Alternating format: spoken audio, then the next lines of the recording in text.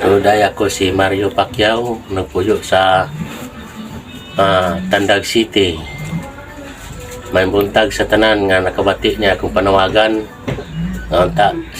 Kang Senador Manny, isip nga parinti, manginawat ako nga matabangan ko niya sa ako problema, sa ako misis nga nagmasakiton, wala ko'y mahimo.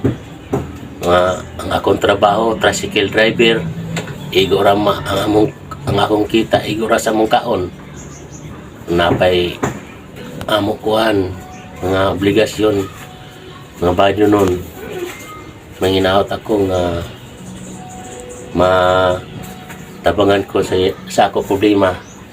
O salamat sa tanan nga nakabati ani akong panawagan. Mao ni siya guys ang igsuon sa akong bana, si Ate Geraldine Pacquiao.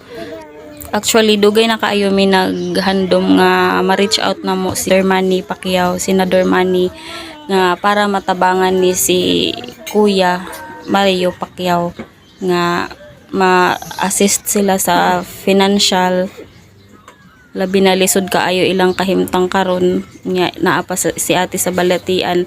Pila na nin katuig niya nga gibati, magsigiran ni siya higda nya kung mutindog siya alalayan kay matumba man siya, wala na siya kusog nya. Ultimo pag ubo niya magsakit iyang kuan, di siya ka kuan kayo kay sakit kayo yang likod, tanan niyang lawas sakit kaayo, complicated na ang iyahang sakit.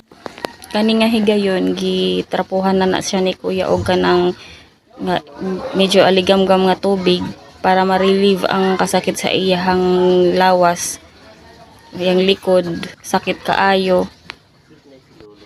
Kinahanglan gid kaayo nila og kuan karon financial assistance. So muning naning kamot gid mi nga ma-reach out na mo si Sir Manny, isip usa ka parente ni Kuya Mario Pacquiao, para matabangan sila sa ilahang problema.